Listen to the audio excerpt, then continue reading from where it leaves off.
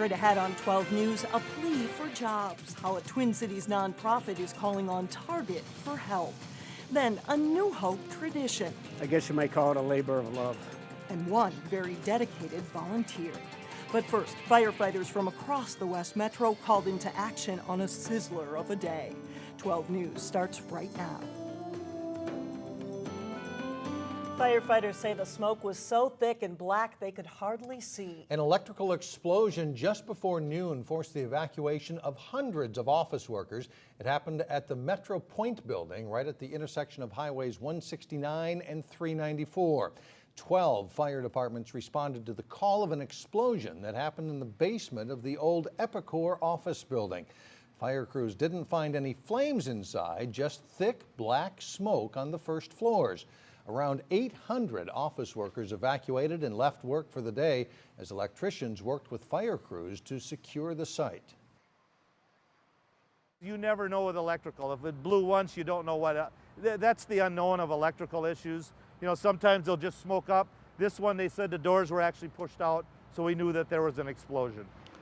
Fire crews also battled the heat today. They quickly set up a rehab unit outside to cool down firefighters once they came out of the building and took off their heavy equipment.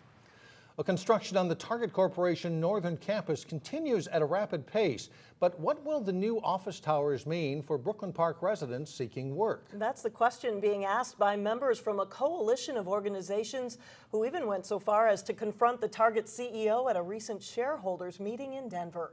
Delane Cleveland joins us now to explain. Delane? Mike and Alex, Brooklyn Park officials say that Target is getting about $2.4 million in tax breaks to expand its northern campus. But some people say that the company isn't doing enough to give back to the city that gave them that deal. We have one of the highest unemployment records in the state of Minnesota, and something as huge as a multi-billion-dollar corporation coming, we should be getting direct benefits, especially if they are getting residents' dollars. Denise Butler is part of the Northwest Community Coalition, which is one of several groups lobbying Target to play a more active role in the community as the northern campus continues to expand.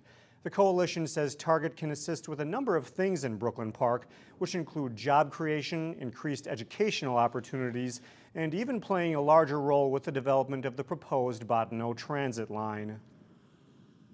We're not looking for some transactional magic bullet number. It's not about create X number of jobs, hire X number of Brooklyn Park residents, or do these 5 things on this list and then we're all happy. What we're really looking for is Target to live up to who they say that they are. Be a good corporate steward. Target officials weren't available to go on camera, but they released a statement saying Target seeks to be a strong contributing member in every community in which we do business. This philosophy applies to our stores, distribution centers, and our headquarters locations, which includes Target's northern campus in Brooklyn Park. Mike and Alex, construction on the Target northern campus is expected to be finished in late 2014. All right, Delane, thank you. A Maple Grove-based Great River Energy is under fire, accused of making bad business decisions that spiked customer rates. This week, the state's Public Utilities Commission ruled against Great River's business plan, ordering the company to come up with a new plan. It's a victory for environmental groups and consumers who argued the company made bad investments, including building a $400 million coal-burning power plant in North Dakota that's never been put into service. Great River consumers have seen rates increase more than 50% over the last 7 years. The Maple Grove City Council this week approved fines and liquor license suspensions for 3 businesses caught serving alcohol to minors. Chipotle on Main Street was one of the businesses that failed recent compliance checks by Maple Grove police. It was their second violation in 3 years. The City Council approved a 5-day liquor license suspension and a $2,000 fine. JC's Bar and Grill and the Maple Tavern also failed compliance checks. The City Council backed 2-day suspensions and a $2,000 fine for those businesses. In Brooklyn Park, the City Council has approved preliminary plans for a new housing development in the northwest part of the city. The Parkside West project would include 38 homes on the site located northeast of Winnetka Avenue and the Rush Creek Regional Trail. Right now, the site is filled with mature trees and a wetland area. Brooklyn Park currently has no tree preservation rules, and the developer has expressed an attempt to preserve as many trees as possible. Meantime, free money to fix up homes in Brooklyn Park went fast. Nearly $300,000 came from the Federal Home Loan Bank of Des Moines. It's enough to help 52 homeowners, but in 1 week, officials say they received more than 150 applications. City officials say the grants are popular because there are many older homes that need help with things like air conditioning, furnaces, and sidewalk repair. Another round of funding for front yard repairs in Brooklyn Park will start in September. However, that will require homeowners to come up with matching funds. When New Hope's Duck Duck Daze kicks off Friday night at Northwood Park, it'll mark a tradition more than 30 years strong. The community festival has grown over the years to include 2 nights of fireworks, and it takes a special generation of volunteers to make it happen.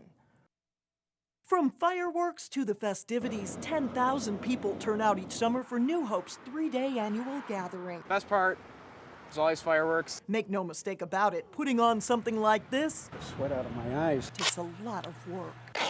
We've had it when it's been 104. On their knees, 74-year-old Art Field and 73-year-old Donnie Anderson volunteered for this gig. It makes you feel good when you see the families down here. And that's what we're all about. For the past 10 years, Art Field has been in charge of making this festival happen. I guess you might call it a labor of love. A member of the New Hope Lions Club for almost 3 decades, it's Field and the Lions Club that do the lion's share of fundraising to put on this $20,000 a year event that brings residents together. You always meet somebody new. And if there's nothing like this, then you're not really going to meet other people. Someone has to do the heavy lifting, or an event like this doesn't happen. Okay, yep, not a problem. Art Field has been that guy for a decade, but he doesn't want the spotlight. For him, it's all about serving the community. All the money raised by the Lions this weekend goes back to others. It's our main reason. It goes to help somebody that can't help themselves. This weekend will be Field's last as festival coordinator. It's time. Now it's up to the next generation to continue this New Hope tradition. It's a lot of work, but it's worth it. The New Hope festivities kick off Friday night at 5 p.m. And for more information on the events this weekend, you can go to our website. That's 12.tv. Coming up, I'll walk through a Plymouth backyard that's sure to catch your eye. That's next in the Garden. Then later in sports, American Legion baseball teams will wrap up the regular season with the playoffs just ahead. But first, it's a look at your AccuWeather forecast.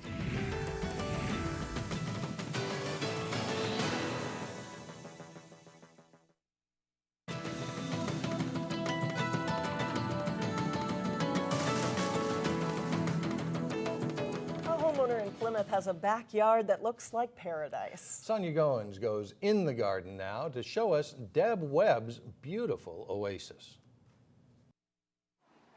When you walk in the backyard, this is what you see when you walk in. Deb Webb's Plymouth backyard looks like a resort. I feel like this is my cabin, this is my paradise. All our friends have boats and cabins, and this is our cabin. I love it. We don't go anywhere in the summer. And who would want to leave all of this? I love color.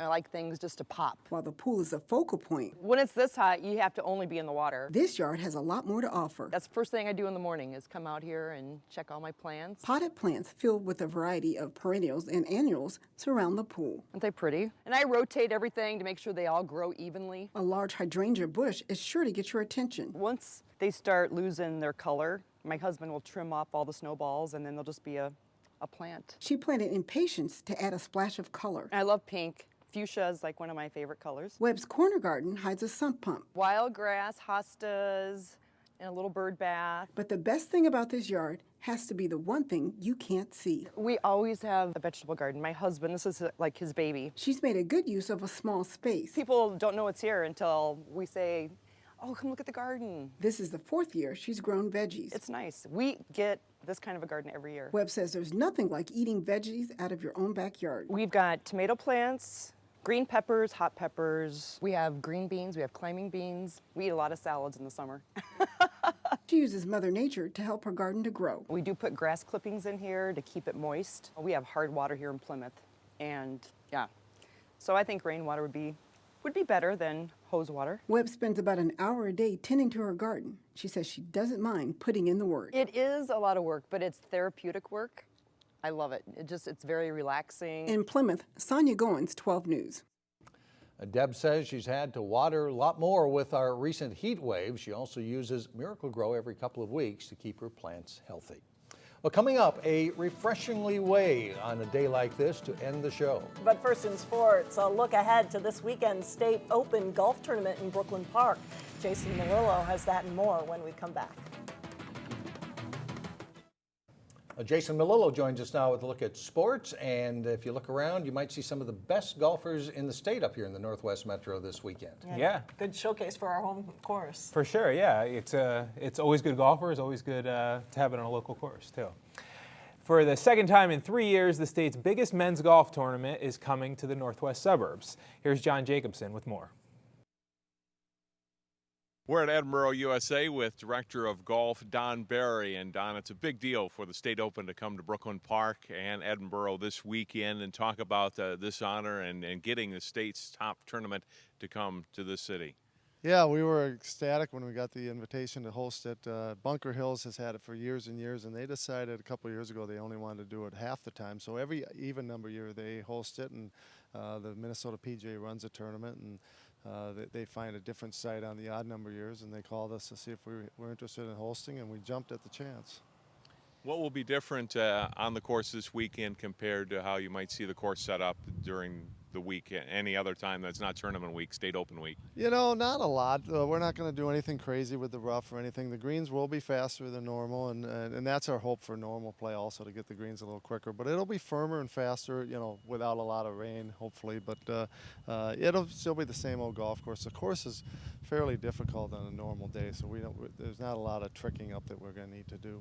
Everybody talks about 17 at this course, hole number 17, and kind of your signature hole. How many times have you seen in different tournaments you've hosted over the years that being a big hole in determining a champion by Sunday? Well, when we had the LPGA here for 7 years, that hole was a major factor multiple years. I remember Jody Rosenthal lost the tournament on that hole, hit it in the water on our second shot. So, yeah, it's not really the hole you want to see with a one-shot lead on Sunday. You've won this tournament twice. I know you're dealing with an injury right now. Tell me about your status for this weekend. Well, I'm planning on playing. I mean, I know I'm going to tee off Friday. I just hope I can continue. I've got a little arm issue, but yeah, I'm excited for it. I felt like I played really good this spring, and not so well lately, but I know that's going to turn around at some time, and what better chance than on your home course. Thank you, John. Play in the 3-day State Open starts Friday morning at Edinburgh, USA. Legion baseball teams are playing out the regular season this week before gearing up for the postseason. Osseo hosting Totino-Grace in a late regular season matchup. Bottom of the second inning, and Osseo's Mac Pierce lays down a nice bunt. Totino can't make the play at first base. Pierce is safe, and Grant Seelock scores all the way from second base for the game's first run. Osseo gets another run as Bryce Seelock grounds a single into right field. Pierce slides in at home, and it's 2-0.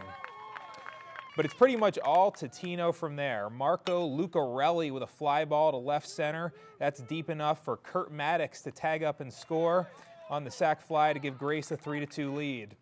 Dominic Whippler caps a 6-run fifth inning with another sac fly. This one plates Brennan Swan, and Totino leads 6-2. Totino puts up another half-dozen runs in the next inning. Charlie Miller's single to left scores both Lucarelli and A.J. LaPanta. Totino-Grace goes on to bang Osseo 12-2 in 6 innings. USA Cup Soccer, Girls U16 Gold Division, Maplebrook facing Lakeville. Early second half, Kiera Clacko strikes for Maplebrook, ties it at 1. Less than a minute later, Caitlin Schreiner breaks in alone and gives MB a 2-1 lead. Clacko will get control of the ball here and drill the high shot for another goal. Maplebrook scores 5 goals in the second half, 3 by Clacko, and they win it 5-1. On this week's Channel 12 fishing tip, Terry Tuma talks about the importance of hitting the lake at the right time of day. To really take advantage of big hog, largemouth bass, the best times to fish are early morning and late evening hours. Generally speaking, daybreak till about 7:30, 8 o'clock and then in the evening likewise. And what we need to really understand is that even if they're not feeding, this is a time frame that they just are extremely active. And I think so many times we have caught these fish with maybe a shiner hanging out of its mouth or some sort of a food source hanging out of its mouth. That again is because they're so extremely aggressive, even if their stomachs are full. Now, throughout the day, we still can catch these fish, but take a look at some of the locations, pinpointed locations, in other words. Maybe an inside turn of a weed line, maybe a point sticking out. Maybe there's a sunken hump out there, a weed hump. And then what we need to do, even the midday hours, is work these specific areas. Generally speaking, with plastics, with more of a finesse type of an approach, and you're going to catch maybe 1, 2, or 3 in one location, then you need to move to another location. But again, according to some studies done by fish biologists, the best time to take advantage of these largemouth bass, early morning, late evening hours, even if they're not feeding, you're still going to catch these fish. Give it a try. I think you'll be very impressed with the size and the quantity of these fish. Always release the bass that you catch. Be sure to tune in next week for another tip. Have a wonderful week on the water. Thank you, Terry. And the weather we've been having this week, I don't think you'd catch me out there No. any time of day. Way too Wait till hot. it cools down Yeah, a little maybe bit. really early or late at night, like Terry said. Thanks, Jason. Yeah. Still ahead, the most popular baby names of the Northwest Metro. Plus, we continue our popular theme with the most popular places around the area today. Look at that. We're back in a minute.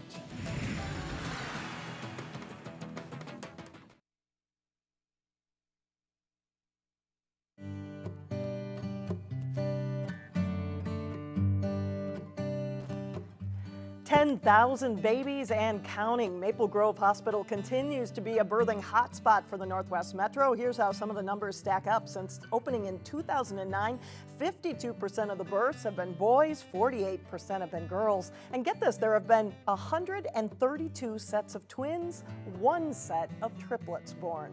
And the most common girl's name is Olivia. The most common boy's name is Mason.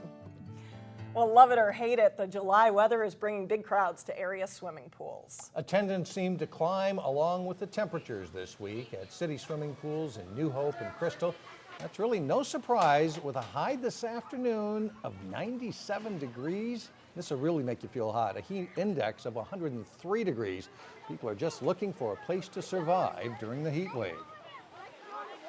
Our business has definitely increased the last couple of days with a lot of new patrons to the facility, which has been really exciting. You know, there's nothing better than a hot, warm, humid day than nice, cool water. That's for sure. Well, the hot temperatures are expected to break a little on Friday, but it will still be warm through the weekend, and pool managers say they expect their attendance to remain brisk through the rest of the month. Man, look at that. I don't know what the temperature of the water in the pool is, but it's probably about 40 degrees cooler than the air. Yeah, it's got to feel good. Hard to know how else to cool off right now. Exactly. That'll do it. That's it for now. Thanks for joining us, everyone. We'll see you back here tomorrow.